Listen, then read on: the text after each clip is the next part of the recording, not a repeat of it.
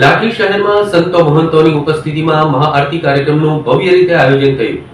લાઠી લોવારિયા દરવાજા હનુમાનજી મંદિર ખાતેથી રથયાત્રા પ્રસ્થાન થઈ દરેક મુખ્ય માર્ગ અને રાજમાર્ગ સાથે ગલીએ ગલીએ જય જય શ્રી રામના નાદ સાથે હર્ષોલ્લાસ અયોધ્યામાં રામલલ્લાની પ્રાણ પ્રતિષ્ઠા મહોત્સવ અંતર્ગત સમગ્ર દેશમાં જોવા મળ્યો તેવો જ અહીંયા પણ જોવા મળ્યો અને બાદ દિવાળી જેવો અનેરો ઉત્સાહ પણ થયો. અલગ અલગ વેશભૂષા સાથે બાળકોએ પણ ઉત્સવ મનાવેલો હતો. કલાપીની નગરી લાઠીની રથયાત્રામાં તમામ જ્ઞાતિના લોકો સાથે લાઠી ઉદ્યોગપતિ મંજીભાઈ ધોળકિયા, દુલાભાઈ શંકર, રાજેશભાઈ ધોળકિયા, ધારાસભ્ય જનકભાઈ તળાવિયા સહિત મોટી સંખ્યામાં શહેરીજનો જોડાયેલા હતા. રથયાત્રા પૂરા થયા બાદ સંતો મહંતોની ઉપસ્થિતિમાં ભવ્ય મહાઆરતીનું આયોજન થયું. 8 થી 10,000 વ્યક્તિ દ્વારા મહાઆરતી કરવામાં આવેલી હતી તેમજ મંડળો દ્વારા યજ્ઞનું આયોજન કરવામાં આવેલું હતું.